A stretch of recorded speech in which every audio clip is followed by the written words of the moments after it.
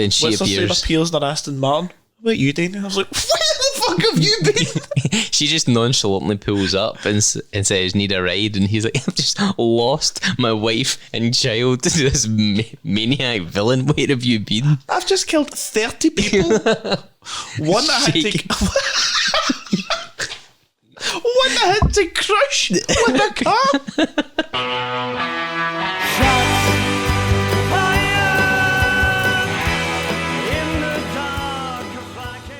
Hello and welcome to the For Your Ears Only podcast. Today we have arrived. Ladies and gentlemen, we did it. We did it. Made it. We got them. Episode 0025, the final and the latest James Bond installment, which of course is No Time to Die, released in 2021, or maybe it was 2020, or maybe the original release of 2019. But 2021, directed by Kari Fukunaga. Well done. Got it right. Well done. Got it right. Kari Joji Fukunaga. Oh. Yes, I practiced that beforehand. My name is Derek. This is Jack. Hello. We would normally say for the final time. It's not the final time. No. Derek and Jack will return, but we are here to discuss the latest James Bond movie. The final one of Daniel Craig. The final of the James Bond character. If you've not watched the movie, he's dead. He dies at the end. You can't say that. But we're here to go over that. If you've actually followed us all the way through since, March of last year? Wow. Was it April? March. Thank you very much for being here. It's been a long time. Get a life. What have we learned? Nothing. Nothing. But yes, we are dressed in our usual end of Bond series, and I am very intrigued to see how this will go. It also goes without saying we are going to focus on just No Time to Die. Mm-hmm. We're not going to go into the other movies or like a recap. That is a separate thing. Yep. We're here to give No Time to Die the time it deserves. It's just rewards. So, before we begin the 2 minutes, which is the tradition with this show, I'm going to give Jack some time to percolate on what happened in the longest running Bond movie so far and put his 2 minutes together. And in that time, I'm going to ask you to like the episode, share the episode, do whatever you want. Shout at us. Spread the love of it. Shout at us. Tell us how much of your time we have wasted talking pish over the last year and a half. But we're not going away, and we want you to sit and get comfy. Is that enough time for you to put it over together in your head, Jack? Yep. Thanks for stalling for me. So thank you for all the support you've given us so far. Okay. So, Jack Olivier, the longest Bond movie in history so far, and you are going to summarise it inside 2 minutes. Impossible. What's the record between us doing this? I can't remember, but I know we've both failed on multiple occasions. At least 2 times each, maybe 3. So you now have to wrap it up here. Right, it has to be a strong finish. As you say, a strong finish. Okay, are you ready? Okay. Jack Oliver, summarise No Time to Die in 2 minutes. 3, 2, 1, go. Okay, so the film opens with a young Madeline being chased by a killer on the ice. It then fast forwards to Madeline nowadays and James Bond on a holiday in Italy, which gets sabotaged by Spectre, who try to kill James Bond, and he thinks that maybe Madeline's behind it, so he leaves Madeline behind. And the credits roll. The main film opens up with Spectre stealing a nanobot virus weapon from a lab and kidnapping a scientist. So the CIA and MI6 are separately trying to find this scientist. So the CIA enlists James Bond for one last mission. He's come back out of retirement again for this, and he's up against the new 007 to get this scientist. But 007 isn't as good as James Bond, so they end up in Cuba. They find this scientist. He's at a Spectre meeting, a birthday party for Blofeld. and he uses this nanobot virus to kill all of Spectre. But James Bond grabs him to find out what this is all about. Who is he actually working for, if not Spectre?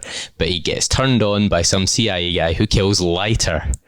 Okay, so then they find out from Blofeld what's this all going on, because he's back in London. He also gets killed by the nanobots, and then they find out that it's actually Madeline who's next. So they go off to Madeline's home and try and save her, but she gets kidnapped along with her daughter by the evil villain, and we find out that Bond has to go rescue them from a secret base in Japan, and that's where it is that the nanobots are. He goes and blows that up, but he can't escape because he's infected, and then he has to die.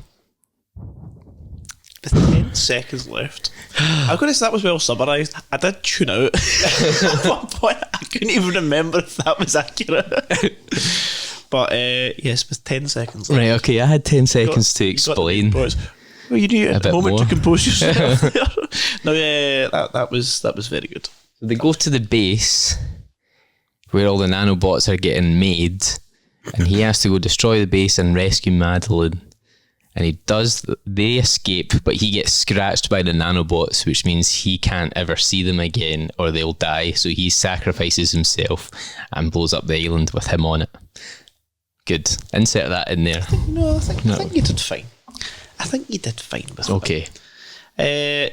Yes. So, this is probably one of the most divisive Bond movies. The most divisive, yes, I would say. By far. Because of this ending. I think as well, like, someone said something quite interesting the other day, where anything that you watch right now, or most things, is something that was likely produced about 24 hours ago. Yeah. Never something that old. So, yeah, really classic movies, people sometimes talk about, not a lot, but then modern things people talk about a lot. I guarantee about 10 years' time people probably wouldn't talk about this movie as much. No, because hopefully in 10 years' time there'll be a new Bond. That's not going to happen. In a new branch timeline. But I think, yeah, there's this had a bit of a strange, I'm going to call it upbringing, because it was delayed, lots of problems with it, a lot of changes, 4 scripts. Dare I say, just overcomplicated in terms of they were trying to wrap everything up, and then we discussed it in the last movie how they were trying to piece things together to make it a bigger universe. Yeah, when it's just keep it nice and simple, keep it a good story, nice and simple. We don't need a movie from 2006 to add up and tie in with a movie in 2015. And yes, Disney and Marvel did it. We don't need you to do it. That's fine. Yes. So I think that's it did become overly complicated. My take on this, and I watched this for the 3rd time 3 weeks ago in my life. Wow. So watched it in the cinema with my dad. Yep. Everyone remembers it clear as day because it was so modern. And I think most people came out of that, not everyone, but most people came out with the response of, what the fuck was that? Yeah, what just happened? This has been delayed 4 times at this point, and it's now been delayed so much to the point, and the whole world is ready to see this. Everyone knows it's Daniel Craig's last movie. Yep. It's this big sum up since 2006, and that was the ending didn't irk me as much as the whole story itself, and I did go on a rant episode with that. But watched it in the cinema. I watched it again when it came on Prime. Because to celebrate Amazon buying. I forgot to say, people are probably wondering where we've been. I got married. Oh yeah, he got married. It's been a long time since my wife. I went away and got married last month, and you went to America. Yeah, I went to America for 2 weeks, so that's why we've been missing for such a long time. We look so old. Yeah. Anywho, you never watched it before? We put it on. I felt the same. I was just like, the story frustrated me. I actually felt just annoyed with it the second time. However, watching it for the 3rd time, knowing exactly what was going to happen, kind of like with Spectre, just accepting what's happening. I know what the ending is. Just accepting it, listen to it, had a couple of beers, maybe that helped with it, and I watched it. And I think the movie is okay. Touching on good. I like nice review. The movie. The story, I don't know. I really disliked the story before, and I thought the story's quite nice. If anything, looking back at it, there's a few points where it does make it quite an emotional end. And if you are going to kill off a character, you do have to make it an emotional end. You have to connect. That's the whole, what was it, William Turner thing at the end of the Pirates of the Caribbean, when he's going to die, but he's not going to die, kind of thing. Yeah. And you have to tie something that way. And I did actually enjoy it. Good. Which is... Yeah, so the more you've watched it, the better. I flip-flopped so much. Yeah, the second time I watched it, I disliked it. I thought the story was piss, really weak. I'm not going to use the word woke because that doesn't even apply here, and it's just for boomers that use that. But like, yeah, I don't know. What was wrong with the story? I didn't think it was James Bondy. I thought it tried to do too much. And again, I still agree that it did too much in terms of where we're going now. Where on earth has this man not been? Let's just go over there. Let's just go over there. Let's just go over this way. That whole theme running through of, why don't we just show how much of a budget we have? Yeah. Just go everywhere. That happened a lot. I'm not going to go into detail about the wee things I don't like, but I thought that is still a bit of a problem. I think it's a good story. It's probably one of the weakest stories of the franchise. Of the franchise or of just Daniel Craig's? Nah, I'd strongly say of the franchise. Right. I see, we disagree on this film then, because I came out of the film and all I could think of was the ending and how that just overshadowed my whole opinions of the film. Forgot everything that happened, and it was one of those silent car journeys home as everybody just tried to think somebody has died here and we don't know how to process it. But I like the film, like above average like the film. I think this film is a film not just for Bond fans. This film is that everybody can like this film. It's a film for kids, adults, girls that don't want to watch James Bond, wives and girlfriends that get dragged along, but they would actually enjoy this kind of film because it's more focused. It's a love story, this film. Yes. It's not a spy thriller film like the rest of them, but it's more about James Bond and Madeline and Mathilde and what happens to them. I think that sort of flip away from your traditional spy storyline is what makes it good. It stands out in a good way for me. I think that makes it quite jarring. It's not what people expect, but not in a good way. No, because I don't think it's jarring personally, because that's, for me, it was a welcome change. Did you not like the fact that he died? I just didn't like the ending. That would probably be some of the dialogue is terrible, but the actual ending I didn't like at first. But watching it again and again and having it going over it in my mind, and watching it most recently for this, I think that it had to kind of end that way. I'm glad that we finally see an arc of a James Bond, young James Bond, becoming and the end of James Bond. I did James Bond. I like that this is the first time it's ever happened. I'm very, very conflicted, obviously, because you always want there to be another, what's going to happen next, there's going to be a new actor and all that. And it doesn't quite have the same excitement when you know that it has to be completely rebooted and started again. Do you think they should have made it almost like Is He Dead? I think they could probably have made it a little bit...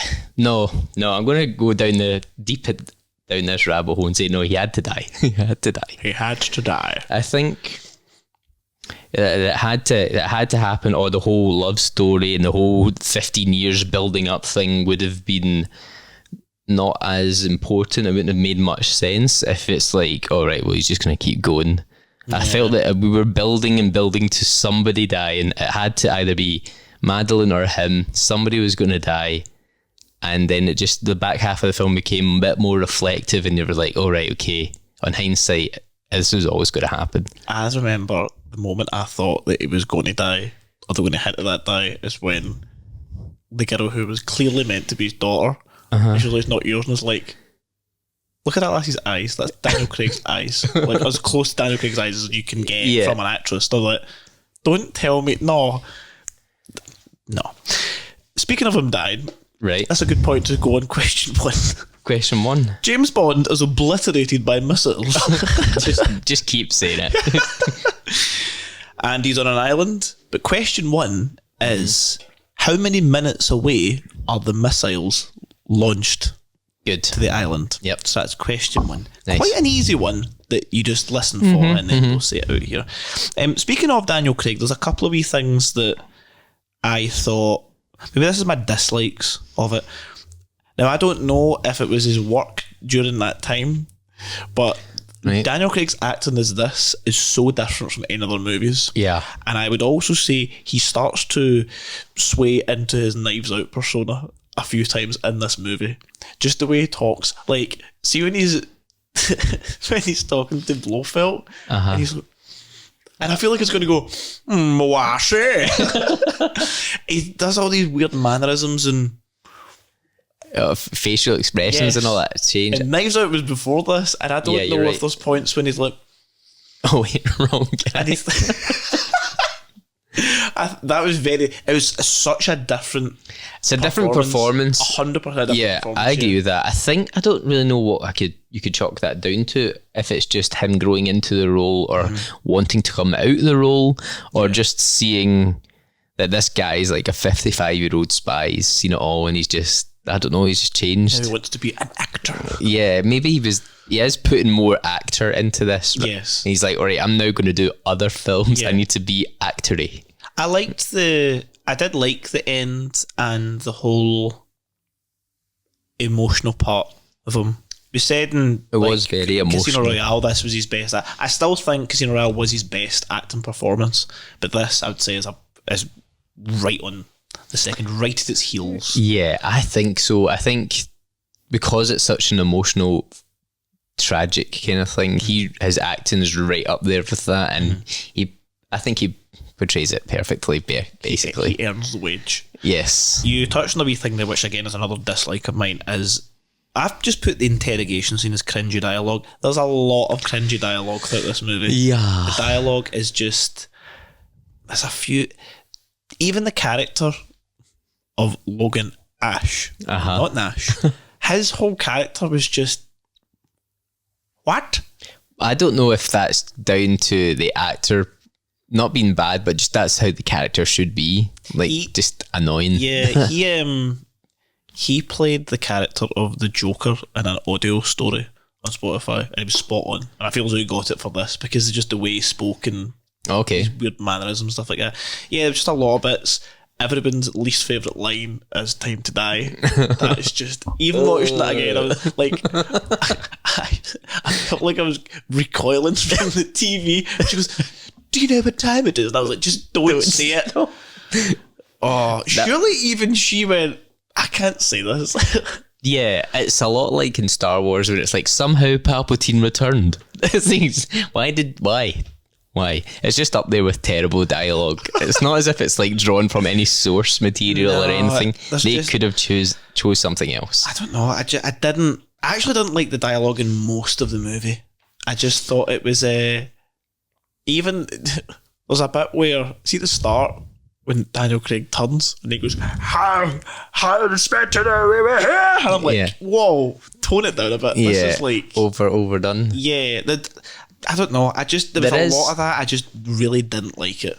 Well, that goes back to how it was all fraught with difficulties in the script. They had obviously famously brought in Phoebe Waller-Bridge to sort out some dialogue and rewrite some bits and add scenes in. I see the problem there. And is it her style? A lot of people say that her style is so jarringly different from the actual James Bond script writers that were always have done every script, that you're like, oh, that must be her scene, oh, that must be her line. I kind of see that with some of the humour, like where Q's like gives him the watch and Bond's like, how strong is it? And he's like, it's fairly strong. Then they have this big joke about, oh, it's fairly strong, what does that mean? It's like, okay, that sounds like a Phoebe joke to me. And there's some things that I'm like, okay, some dialogue's a bit silly, but I think she's a good writer, so I don't put the cringe dialogue down to her. I just put down the strange humour down to her. That like Strange as in we've not seen it before in a Bond film humour, but not the bad dialogue like "Time to Die" or "Die Blofeld," that kind of stuff. I don't see that being her.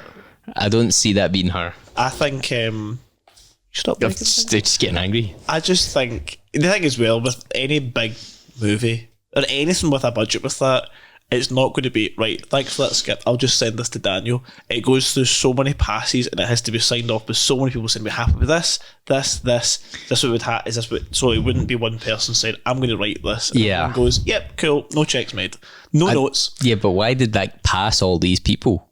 Which I don't get. Maybe they just didn't have a controversial point enough. They wanted to say, let's just put this shite line in. The whole criticism of her coming on board to make it more feminist or more woke, I don't see that. I don't see that. And in the end result, I don't see that. I think the new James Bond, the new 007, her character was always going to be like, I don't think of her as a as like a written in new Bond. No, I think she could have done a lot more though. I think she was. The joke is that she's younger, fitter, faster, stronger, and it was never demonstrated other than Cuba, and she was bested. Yeah, she dropped in through a skylight, shot a few guys, and then that was her. But then James Bond uses his wit to like destroy her grapple gun, and that's her taken out. Yeah, I don't know. I thought it was maybe kind of underutilized, but again, looking back, I get why they were kind of pit against each other. He was working for the CIA to get the scientists back, and she was working for MI6. And it was all made sense. Like all young. I get it. She's a young character. She's going to be arrogant and laugh at him and rub him up the wrong way. I don't see anything wrong with her character. Yeah. The last thing I didn't like, which again has not been an extensive list, is, and ironically for a movie of this size, is I thought some of the visual effects were just janky. All right. What I'm going to say. The forest scene of the car flipping over and stuff. Right. It looks off. There's something off about it. It's not practical. It's definitely not practical in any way, shape or form. Right. And then there's bits in Cuba as well where, is it the car that drives into something? She drives the car into the telephone pole, I think, and the building falls. There's something else that happens, and it's just, again, it's very clear it's visual effects, which is mad given the fact that it's on a studio. Yeah. So there is bits like that. I remember there being one thing, I can't remember what it was specifically. There was one that I was like, all right, okay, that's, it feels like you ran out of money for that stunt. Yeah, I just do it post. Bits like that, I'm quite surprised to say that, because one is flipping a car. Well, you did it, Inspector. I'd do it again. Is it because it's in a forest and because people are close by? I don't know. But there was bits I wasn't taken out of it, but I didn't wince. But I think maybe I did. I just went, I don't like that kind of thing. Yeah. Well, my things that I didn't like that you haven't already said, apart from some of the dialogue and maybe the death, I'm on the fence with, it was Rami Malek and his performance. You didn't like Rami Malek? I didn't think. It's probably not Rami Malek. He probably just did what he got on with what he was working with. He only could read the script and act, but his film was underutilized. It doesn't come into the very end, basically, and nobody knows what his plan is. Well, it didn't start, and a bit in the middle. I think his character, I would stretch to say unnecessary, but he's always meant to be the one in the background. He's said to be the ultimate villain. It just gets bigger and bigger. It's like shark eats bigger, or shark eats smaller shark. It gets bigger and bigger. This character we've never heard of, who seems to have a vendetta against Spectre. Know how that agency that no one knows of and all the governments are wondering where they are, this wee guy on an island who's very angry is able to just kill them all. So, okay. Yeah. I get his backstory that Spectre killed his family, so he's in revenge, so he goes out to kill all of Spectre. Great, got that. Achieves his goal halfway through the film. Well done, mate. What are you doing now? Why you suddenly become an egotistic maniac killing everybody? I didn't understand his motive. Yes, the motive after that. We've discussed this in previous movies where if his job is to kill all Spectre, right, that's fine. But then, this is a point I had, is there's a few things with the ending, particularly with Safin. So first of all, when he has Mathilde, and he carries her, and then she bites him, and then he just puts her down, and goes, right, on you go.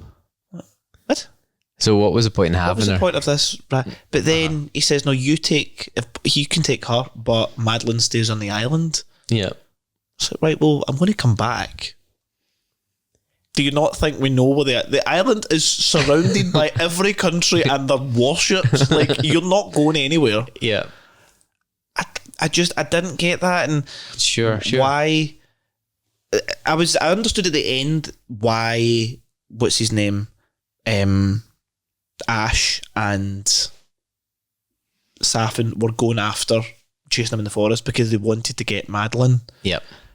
But I can't quite understand. Was this a romantic thing he had with her? I think it's a romantic thing. I think I got that subtext from when they're in the psychiatry meeting, that he actually likes her. He's like, I kind of own your life because I saved your life. I saved your life, so now you'll come with me. And I survived. How? I don't know how he survived after being shot 4 times and then fell off a first floor. Yeah. But all that he did was crack his mask. Yeah, basically. His mask is called a hoe? No, a no mask. So I think that, a hoe mask. A hoe mask. Look at that hoe. We've seen many of them in Nights Out. I think you're right. I think it's supposed to be a romantic thing that he just wants her to be his like wife or whatever in this poisoned island. Again, why anyone's working there, we don't know. Yeah, because there's that bit where somebody falls into the river and he like melts, and then all the workers run away in panic as if they didn't realise they were working in this poison garden. Did you have a union? How did you get here? How did you commute to work? Yeah, there's that. The motives, and again, we could pick apart the motives of any movie villain because they're never going to be spot on, but the motives of Safin I didn't really get, especially for completing what he needed. He needed to take out all of Spectre. He needed to take out Blofeld, which he did. Mm-hmm. He now wanted to take Madeline on his island to live with her. Yeah. But that's a kidnapping thing. That doesn't... But then, right, I understand that. You're a bit unhinged. Yeah. Right. You're stealing the girl. Aren't we all? Cool. Why are you trying to kill the rest of the population of the world? What's this for? Yeah, why is that? What's that all about with all these ships coming to take the shipments of the virus off to other places to infect all these people? Yeah. Well, wait, that wasn't the plan. The plan was kill Spectre, get the girl, and you've done that. That was it. That's James Bond's mission. Kill Spectre, get the girl. Exactly. Unless that's every single movie. Kill the bad guy, vengeance, kill the bad guy, and get the girl. Right. They did that. They let the doctor run off, but then he was like, what if I just kill the rest of the world?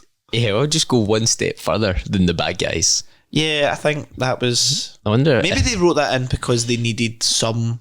You know, we talk about a big threat. They need some big threat. Yeah. That the rest of the world can get behind. If anything, I'm more confused. So am I in the virus? Do they have my DNA? Am I at risk here? It was also weird that this came out during COVID. Yes. But it was written before COVID. Like this sort of virus. It was the Chinese. Kills everybody. Yeah. You'd actually mentioned the no mask there, which reminds me of one of the rumours back before it was released, and that was going to be that Safin was actually Dr. No. Yeah. And throughout the film on his island. Well, I was watching it for the first time and I was like, right, so he's wearing a no mask. That's a full on, that's maybe a bit too on the nose to be Dr. No, but he has the no mask. The title's credits go and it's got the Dr. No dots.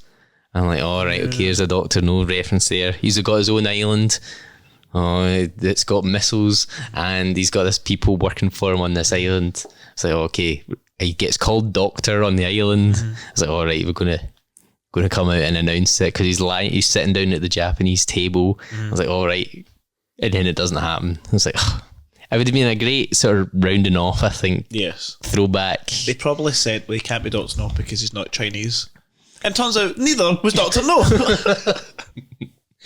Exactly. So, but maybe the fact that they already brought back Blofeld and used the same trick of, it's not actually Blofeld. Wait, it actually is. They couldn't do that 2 movies in a row. Nah, probably. Well, speaking of Safin, that's a nice segue onto question 2. Okay. We're doing well on the segues here. Nice. So Safin and his Safin's attempted to be murdered. The rest of the family are murdered by a poison. What is the name of that poison? Oh, that's a harder one. That's good. That's a harder one again. One you to listen to. Listen out for it.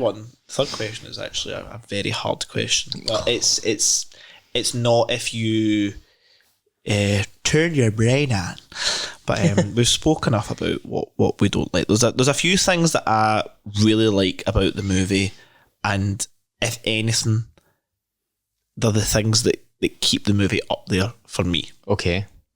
First, kind of like... Well, actually, I like the horror vibe at the start. I thought it was going to keep that throughout. I wrote that down. The jump scare where he's at the window. Yeah. I thought that this is a great way to open a Bond film. This is so different, and I just kind of wish that kept going. No, I don't like jump scares, but I still like that. I like that whole spooky vibe. Yeah. Start there. Yeah. Like we said in the last movie, cinematography, flawless. Some of the best shots. Mm-hmm. In fact, there's loads of scenes in this where it is genuinely some of the best shots you're going to see in any James Bond movie. Yeah, yes, they have the Italy. capability and the money. You've got the scene throughout Italy. You've got the bike jump with that. You've got the scene of the car doing its like donut and like shooting the walls. You have, for me, one of my favourite scenes, and actually not my favourite scene, but the picture is like early morning London, where you've got the sun just rising, or the sun just going down, then you have the ropes. Oh yeah, you've just got as the team it starts. coming down, and the camera like does that 360 inside the corridor. That's cool. That's all great. Cuba's, even though it's a studio, again, it's all great. The nightclub really nice. And all that. Yeah, everything looks really, really good. I can't fault that. Yeah, every scene is. It looks like it costs like $1,000 per second. Every scene looks spot on. I can't fault anything to do with cinematography. Excellent. All shot really, really well. I agree. Even inside the boat, like when the boat's going down and we're shooting that bit, again, it still looks great. It doesn't look really claustrophobic or such. It's still the Felix Leiter bit. Yes. Yeah, that's good. The whole thing. Well, I was going to mention that the first moment that I was like, right, something's going to happen in this film is when they're in Italy in the car and he says, we've got all the time in the world. I was like, right, okay, she's going to die right at the end of this film because that's what happened 50 years ago. Right. And then... That would have a good guess. That would have... And then Felix dies and I was like, whoa, what's actually happening here? Who else is going to die here? I was like, no, why? How could they kill Felix? How's that going to be? And then... like half an hour later, Blofeld dies, and I was like, no, I don't get... Stop. I was like grabbing the seat going, I don't understand what's happening. And then obviously James Bond dies at the end, and I was like, okay, everybody has to die. I should have seen this coming. Everybody dies. Dead. But I remember my dad watching it the first time, and the second time we were going to watch it, he was like, he just doesn't die, like just full on blank. Doesn't you forgot? He just doesn't want to recall that memory. Does you get to the moment where James Bond looks up and it just turned that? And then we watched it for the second time on Amazon, and it came to them rockets blowing him up, and he's like, oh wait, he does actually die. Did you not repress that? He must have repressed that memory, which a lot of people might have done. Yeah.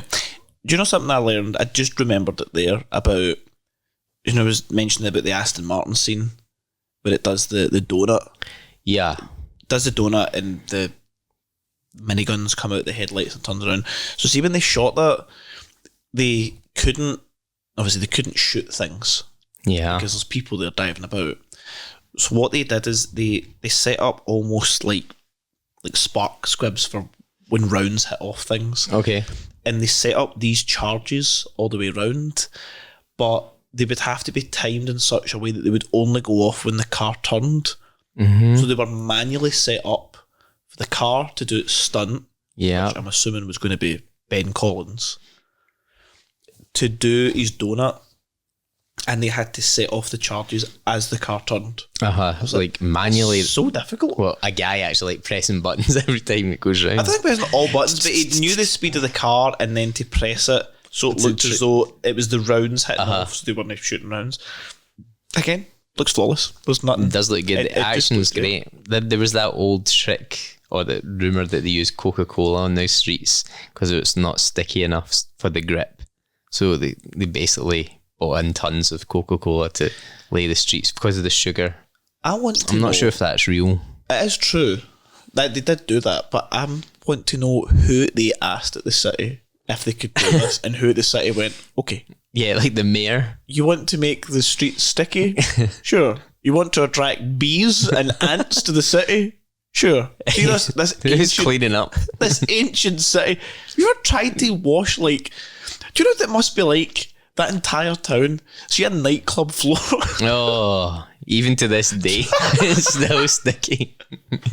If you go to that town, there's just people's slippers that they've walked through and stuck, and they can't get them There's back. People lying in it, can't get out. People like quicksand. Birds stuck. Get stuck there.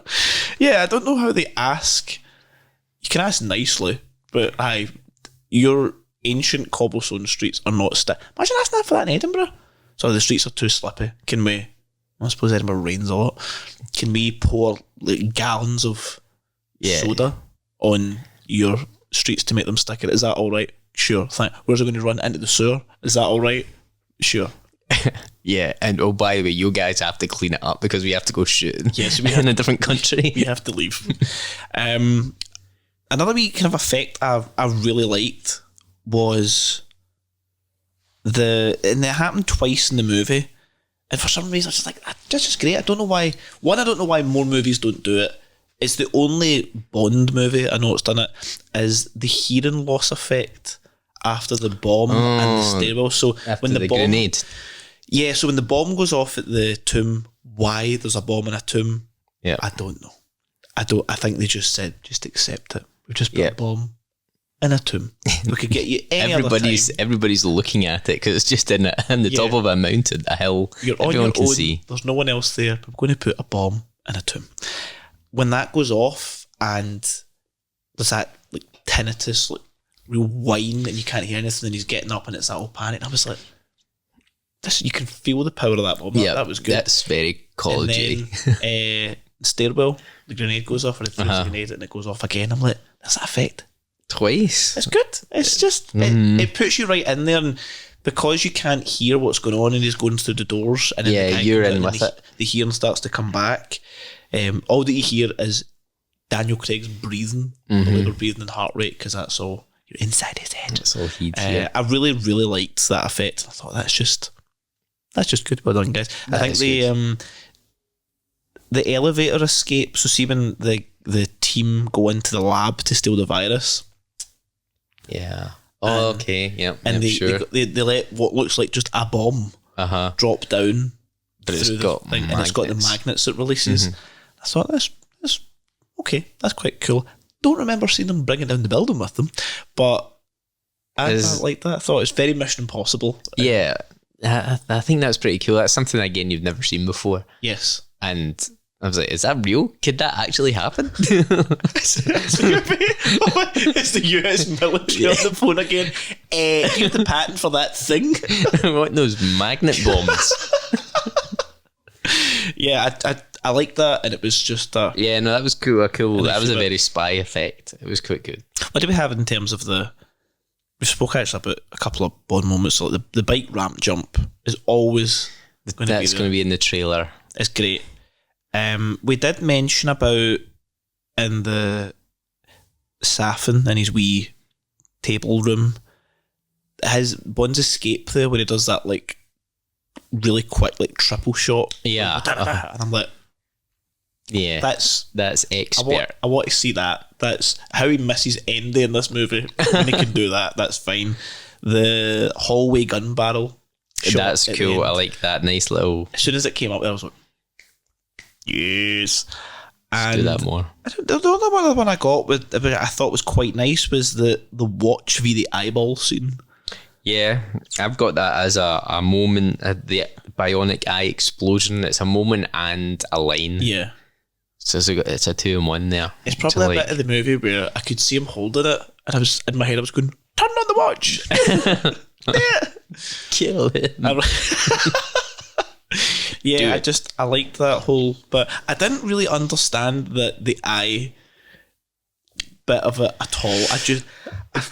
I got the, yes, it has a prosthetic eye, and I wondered what it did. It's got a camera in it. But then he said, oh, this is the eye, and Sauron. Steve, they brought it through in the cushion. On the cushion, Why not just bring a camera? Does it need to be that eye? Yeah. This guy's eye that throws around all the dust on the floor and he sticks it back. I know he sticks it back in. I wouldn't be doing that. This isn't Pirates of the Caribbean. You can't just do that. That's exactly where that's lifted from. Yeah, I didn't get the whole eyeball thing. I think it was needed because we needed a way that Blofeld could see what was going on. Yeah, it gives the henchman that weird thing that all henchmen have, like teeth or bowler hat. He's got an eye. He's got a camera in it. It does nothing. It does nothing. But the only thing I didn't understand, obviously you suspend belief, but how does he still communicate and chair the meeting from the prison? Sure, he can. The receiver is in Cuba, which is the eye. Mm-hmm. But what's he got at his end? A microphone. But do they talk about that? Like because they've got the earpieces.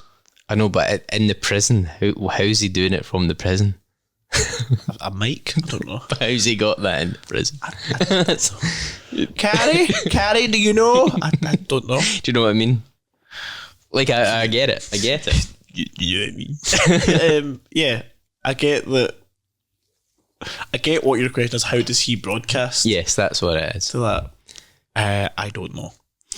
Yeah, but I don't know what the time difference is between London and Cuba as well, and exactly. how you can do that. That's another thing as well. We spoke about in the Casino Royale about the distance, where Cuba, when James Bond gets on the plane, and the plane, no, wasn't the plane? Was that a boat? No, it was a boat. Gets on the boat, and the boat sinks, and he gets in the raft, and then he winds up in Jamaica. Yeah. Was it Cuba is 200 miles from Jamaica? Did he just drift? Drifted 200 miles on the same day?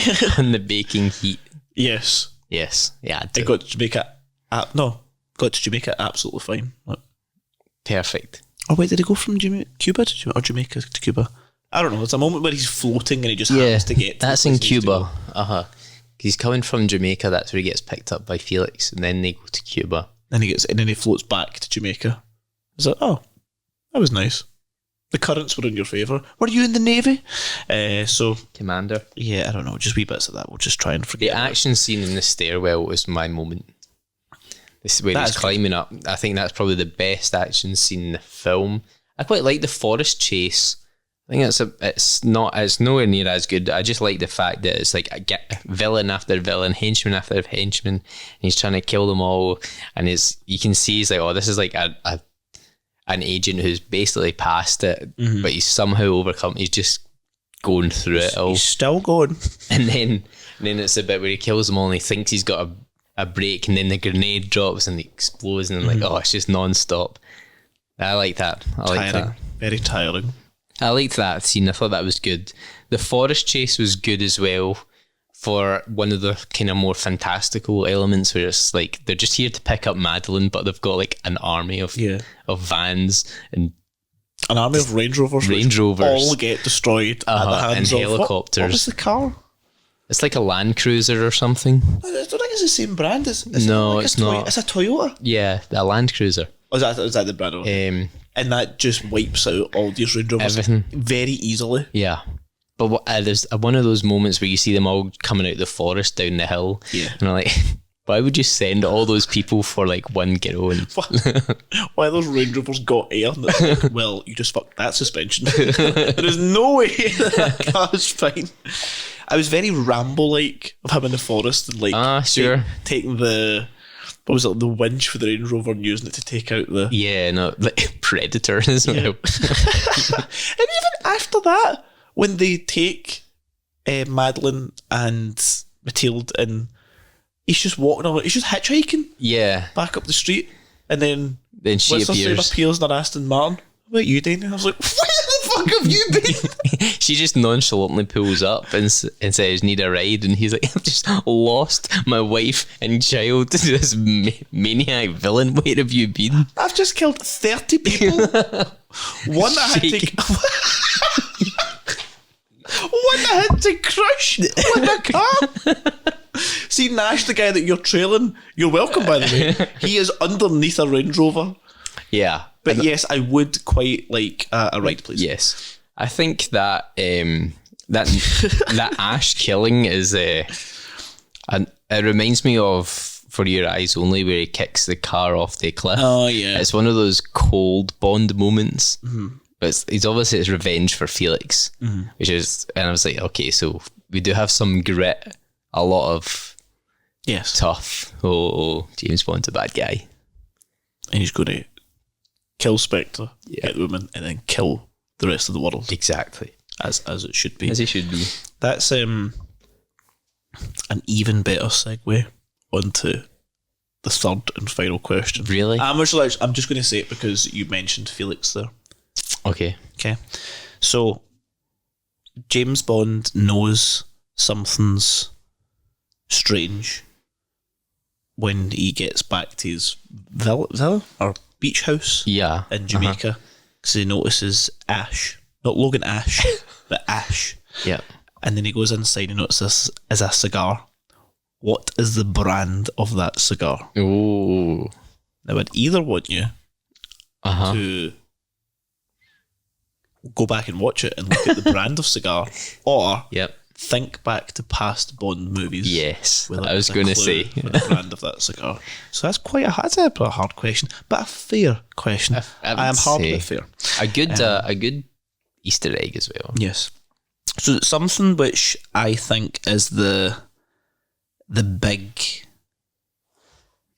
plus of this movie, AAA plus. I would say that brings the scenes from all right to much better. And one of the reasons I actually really enjoyed this movie than the last thing is the score of the movie.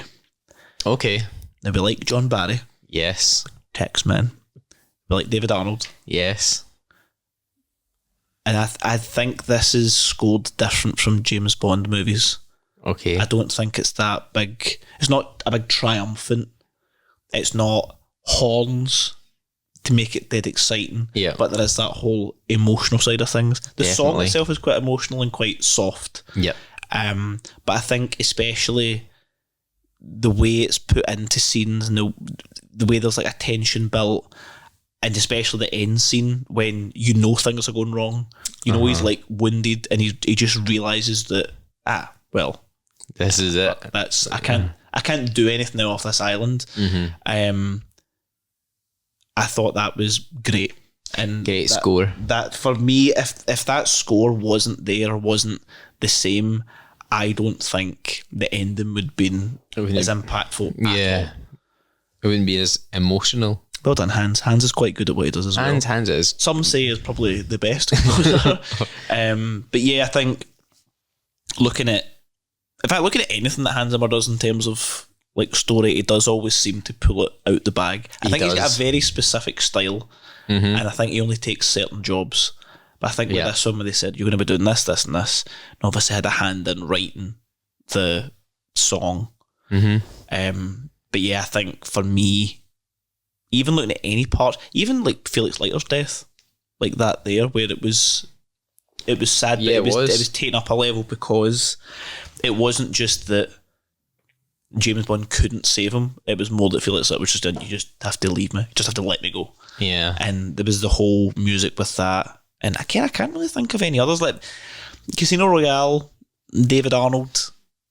That was a good score. I don't think it was that emotional a score. I know there was the sort of Eva Green motifs quite good. The Vesper music, which then comes back in this film. It comes back throughout movies and at different points. And it's like, okay, that's quite good actually. I like that. I like the way that's done.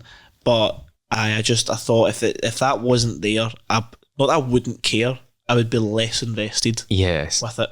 I agree. But, maybe that's only from knowing what's going to happen, though. Yeah, music in films is never something that I pay attention to in the first listen. Mm-hmm. I was just always story invested in seeing the plot line through, and on second, third viewings, I'm like, oh yeah, that music cue is quite good there. Oh, I see what he's trying to do there. See, I'm the opposite though. Well, actually, no. If I watch a movie and there's a song that I like or a score that I like, I'll just listen to that to death. Yeah. Outside the movie, and then I'll go back to listen to it and I'll be like, that's quite good. It's like a few months ago, last month, when we were like driving back and we just put on like long drives, just put on like movie score things, and in one, this came out and it was a score to The Dark Knight called A Dark Knight, right? And it's like a 14-minute song of everything. Just put it on in the car. I went through and I was like, this is good. And I was like, I'm actually in the mood to watch that movie again. And you watch it again, and I could see the scenes as the music was. So as I was driving along, I could say, oh, I know what scene that's from, right? And kind of putting it and putting it through again. I was like, it's that rare. Wouldn't be the same. It's rare that I do that on a couple first viewing of a film. We are very different, and I also don't listen back to any soundtracks on just on a casual day. No, I will not do that. Yeah, but I thought the song was good because I do listen to that. But it's not as good as our intro in the song. Year. I actually genuinely like the song, the Billie Eilish song we're talking about, "No Time to Die," especially in the film. The way it works in the titles, I think, is actually very good. Mm-hmm. I'm going to say top. No, I don't know what I'm going to say there. That's wrong. It's not as... You went head first into a ranking and went, no. I was going to say definitely top 5 Daniel Craig songs. I was like, there was only 5. So that's fair. That's a fair ranking. It's a fair ranking. It's a very good song, but I don't know where I'd rank it. But it is a very good song. I like Hans Zimmer, and I like that whatever her melody comes back in different score pieces. Yeah. Especially to do with like Madeline and stuff, and they've got Johnny Marr doing the classic guitar at the end. I think this is a good. Does Johnny Marr do a lot for this song? He plays like one guitar. I don't know if he motif. just plays that one chord at the end and then gets paid the massive check, or if he plays throughout it. I thought he plays a bow bow bow. He just plays. Okay, he does that, and then he goes wow at the end. Money, please. I don't know why they chose him. He's not. You wouldn't have thought of him as the obvious choice. He's the go-to guitarist. I don't know who it would be though, but yeah. I don't know enough about him, but I know he's. I wouldn't have said, oh, he's got a wild connection with James Bond. Let's use him.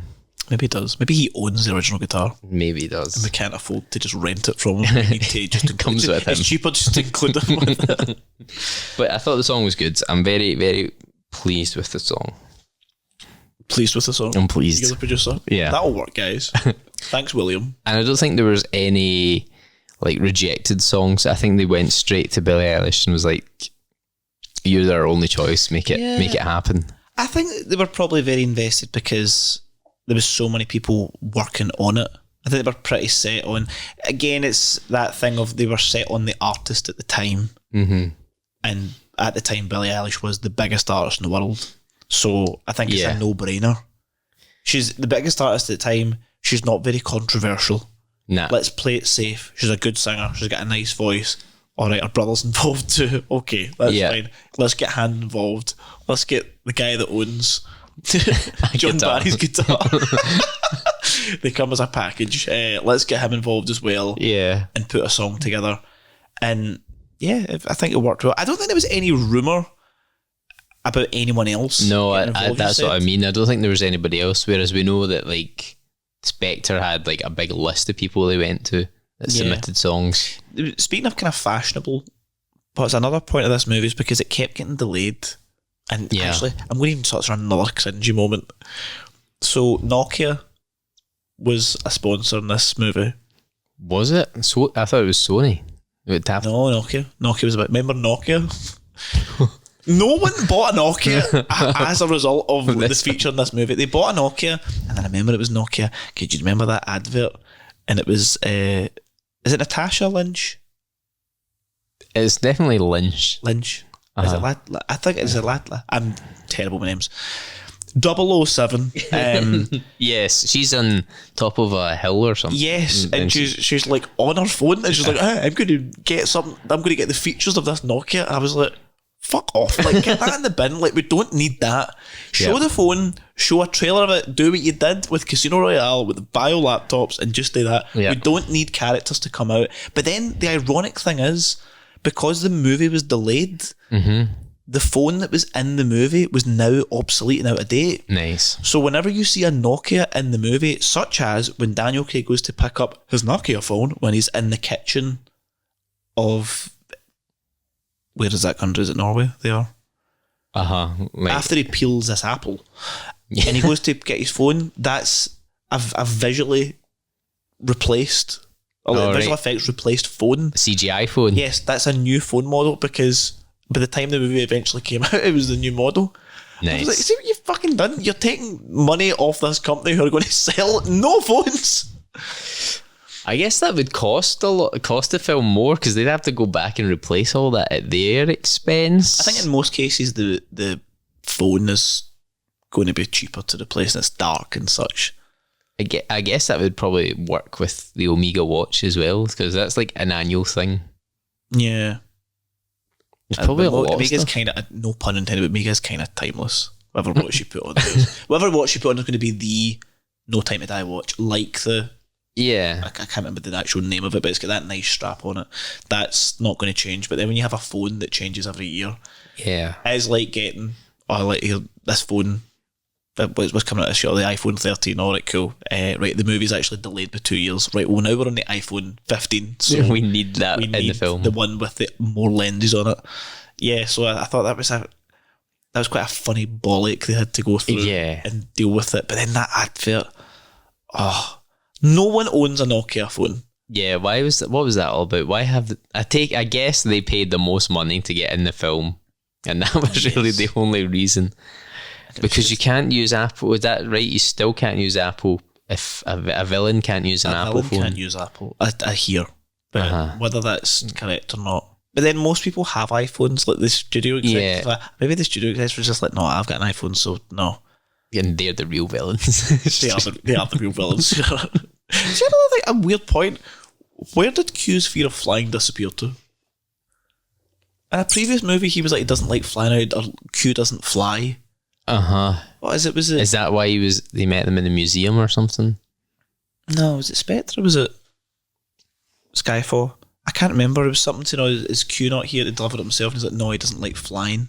Right, I do remember that. And then he just managed to get on this like C-130, absolutely fine. Yeah. Take full control of the mission as well. Yeah, basically mission control from the air over disputed Japan island as he's getting buzzed by Russians. Yeah, just a weird thing. I was like, oh, okay.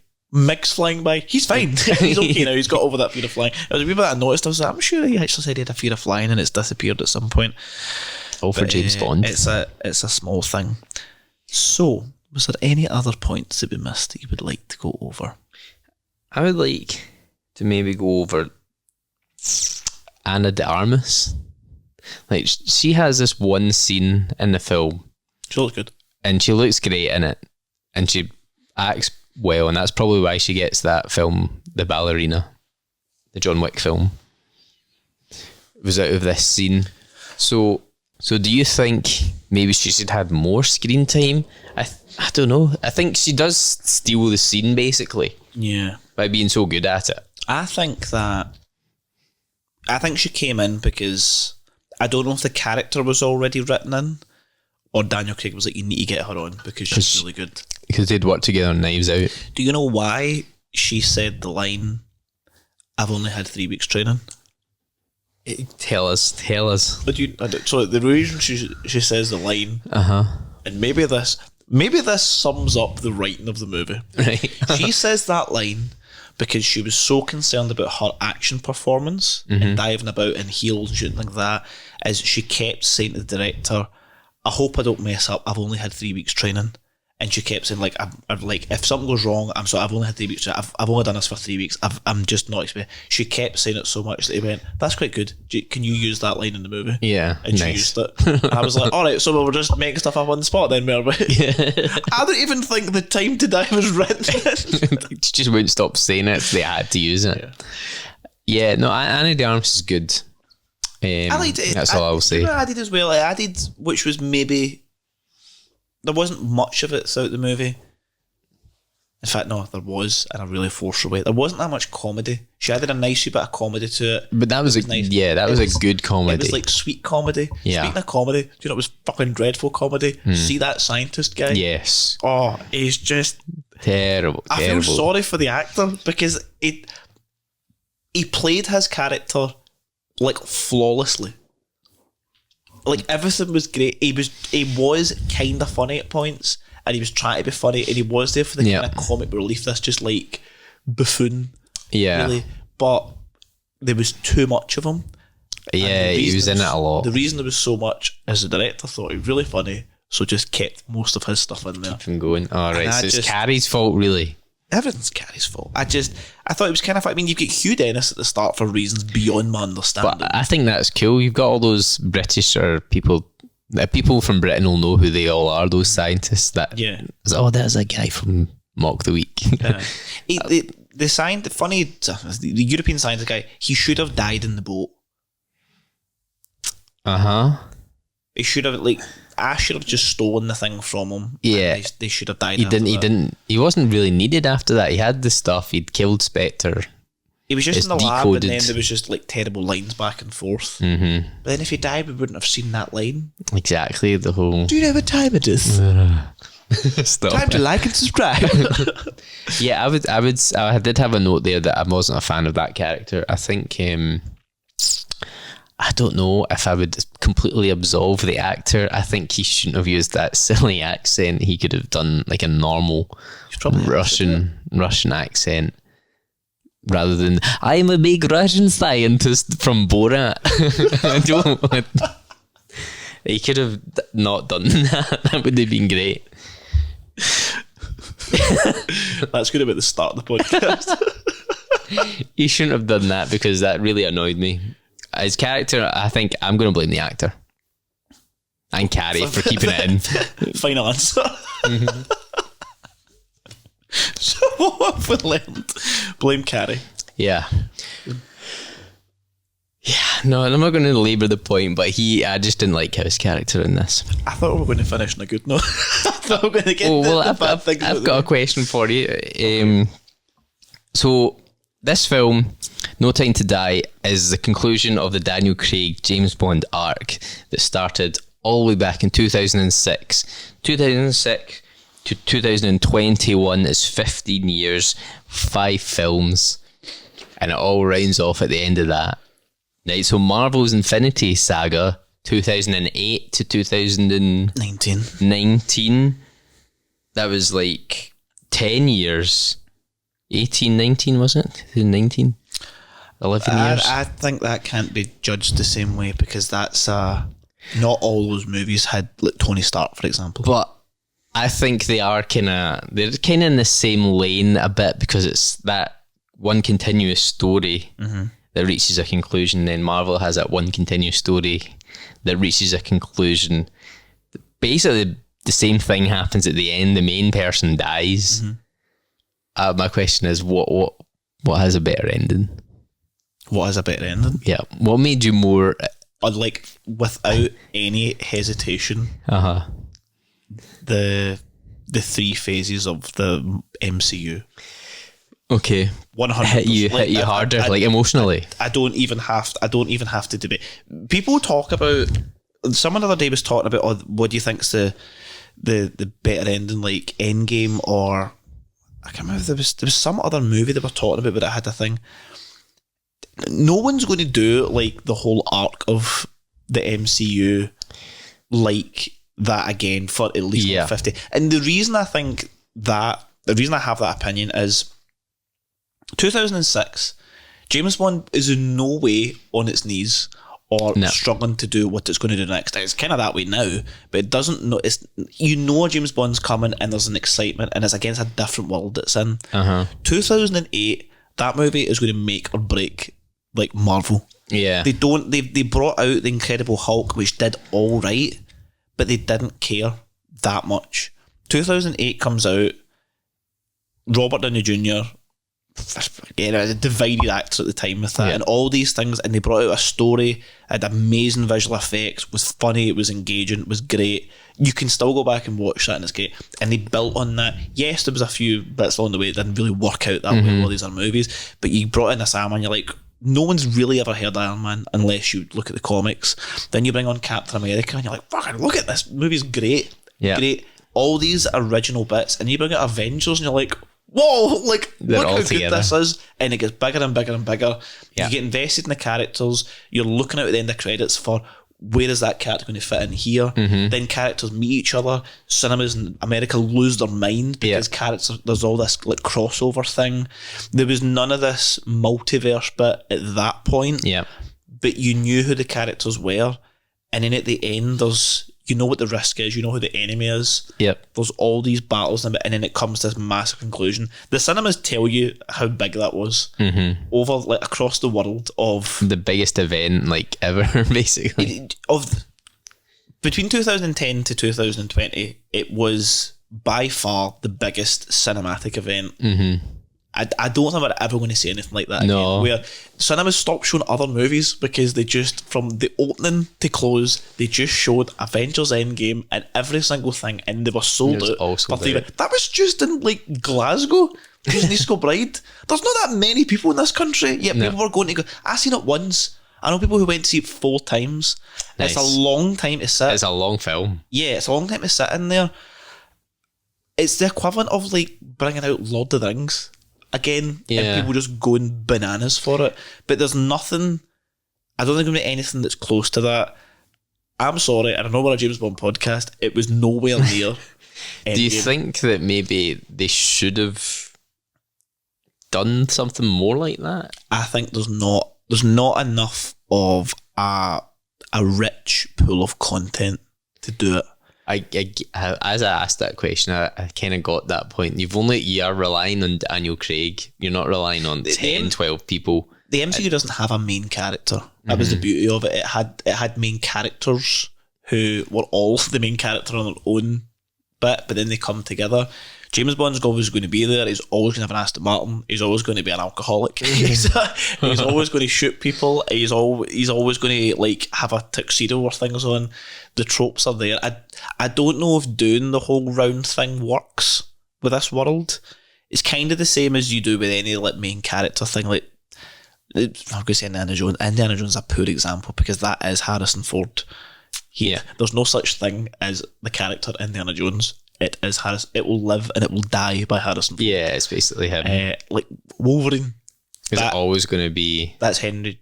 I'm going to say, spoilers. As a spoiler, actually, it is huge. It is Hugh Jackman. It will live and die by Hugh Jackman. That won't change. No, you're right. I think that's the struggle with it, and it's like Harry Potter. We spoke about the Wizarding World coming over. The Wizarding World would work, and you've got like a game spin-off, and you've got the Fantastic Beasts, which is dead in its arse now. The whole world works. The problem is you've tied everything to one character in the beginning, and I think what they're going to do next, I don't know. If maybe the writing's taking so long because they're planning a massive 10-year arc. If they are, and they bring a movie out every 2 years, fucking great. Done. And it's but you good. Need to have such a good story that people aren't going to look at it and go, maybe not. It's like the whole thing recently of they've just announced that they're doing another scary movie. Like that's right. Scary Movie 6. Yeah. And like, what's the date today? 30th of October. 30th. Yeah. I think that movie will be the third. When that comes to cinema, I genuinely think at the time it's going to be the third highest selling movie of all time. Of all time? Of all time. Oh, not just of the year. Of all time. What? Scary Movie 6? Yes. No. I thought you were going to go the opposite and say it's going to bomb. No. If they get it right and they make it funny, the amount of people who are going to go and see that purely for nostalgia, but then more the fact if it is actually funny and it gets a lot of reviews, people are going to go like bananas for it. I'm going to say it's going to bomb. Why? I don't know. I don't think it's big enough to... It's the Scary Movie franchise? Yeah. It's been a long time. I don't think nostalgia can save it. I think if it's not a good movie, then it won't do well. Exactly. That sounds about.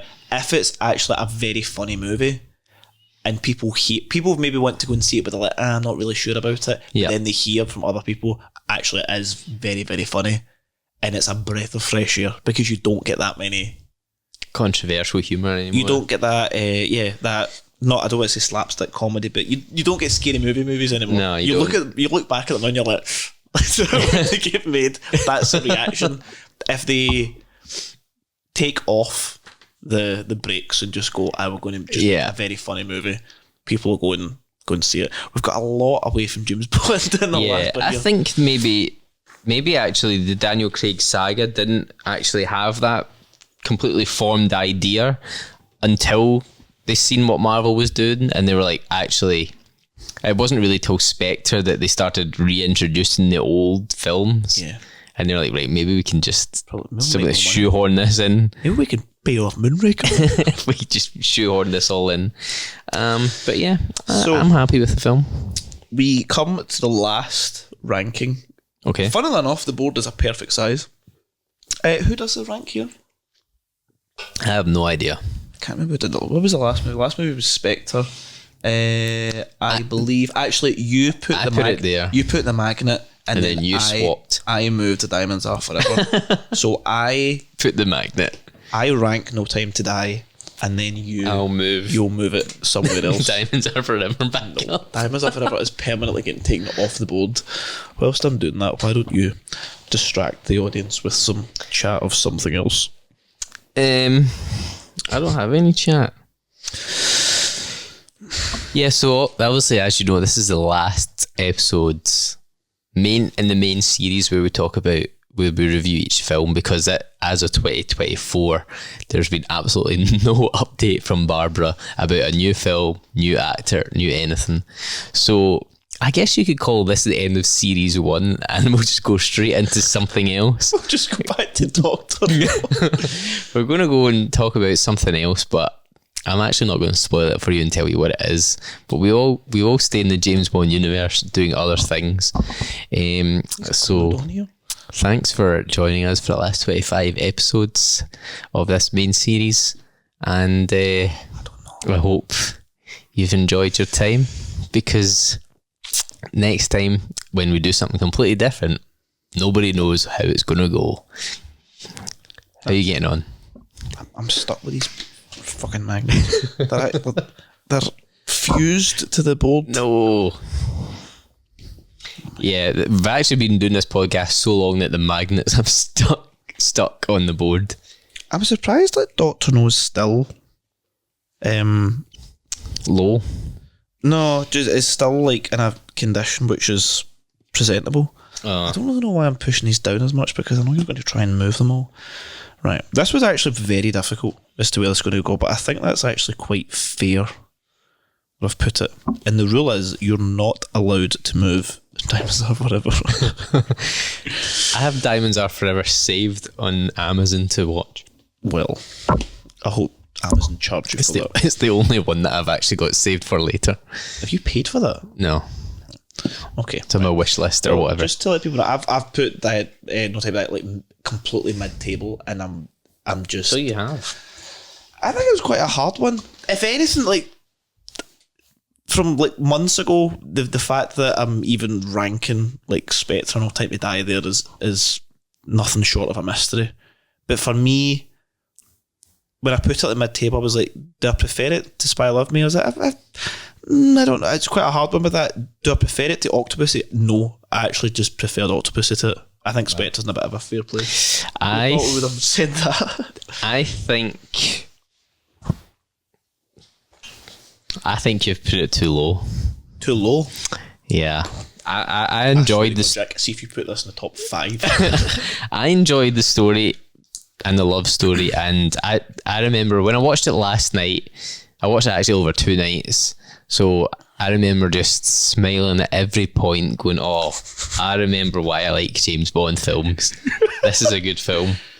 And yes, it's got cringy dialogue, but I think it's still, and he dies at the end, but that's all good. I'm fine with that. I've grieved. Came out the other end. Do you think it's better than Spectre? Yes. Really? I think it's better than Spectre. I'm just trying to think, what did I like more? You know, it'd be good. See if we could get like the good bits of the movies of the last 20 years. Together. Like get, what's that director's name? Campbell. Martin Campbell. Get Martin Campbell, next director. So Martin Campbell should be the next director. We want the cinematographer that... Why am I so bad with directors' names? The cinematographer that did... Director of Skyfall. Sam Mendes. Yeah, so the cinematographer that's Sam Mendes, you should get him on board. Yep. Get Hans Zimmer and David Arnold to collab on a score. Yep. And... Martin Campbell to direct. What are we directing right now? The next movie. Alright, and get Aaron Taylor Johnson to be James Bond. No. Yes. Hugh Jackman. I mean Henry Huge Cavill. Jackman. Right, okay, I put it here, and I'm actually... Maybe, no, I'm trying to fight against my recency bias, because I've just watched it, but yeah. But you see, I swear to God, see if it's in the top 5. It's not... It's 6, isn't it? How dare you think it's better than Tomorrow Never Dies? Okay, that's better than Tomorrow Never Dies. Okay, we're kind of doing it now. We're here. We're here. Well, March 2023. Who would have thought we would get here? You've ruined the bottom of the table. Ruined the bottom of the table. Diamonds Are Forever should be lower, but it's not for some reason. I can't believe Thunderball's last. Like, literally the highest grossing film of, like, the 20th century for James Bond. The 20th century? Yeah. For 20th century James Bonds. I thought I was dying on a day that was the highest grossing. Yeah. Was it? Okay. Anyway. Are you reading it out? Let's wrap. No, you read it out because you're the one that's looking at it. So, after 25 episodes. After 25 episodes, a 25-hour-long debate. This can change, though, in our next episode. Yeah, okay. So we'll have a final. It's never going to end. It will change.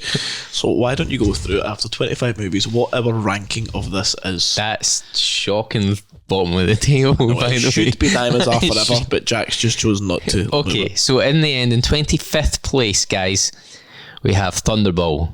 Ooh. And then we have Diamonds Are Forever. Ooh. Moonraker. Doctor No. You Only Live Twice. For Your Eyes Only. A View to a Kill. Quantum of Solace. On Her Majesty's Secret Service. Live and Let Die. License to Kill. The Man with the Golden Gun. Die Another Day. The Spy Who Loved Me. Octopussy. Spectre. From Russia with Love. Tomorrow Never Dies. No Time to Die.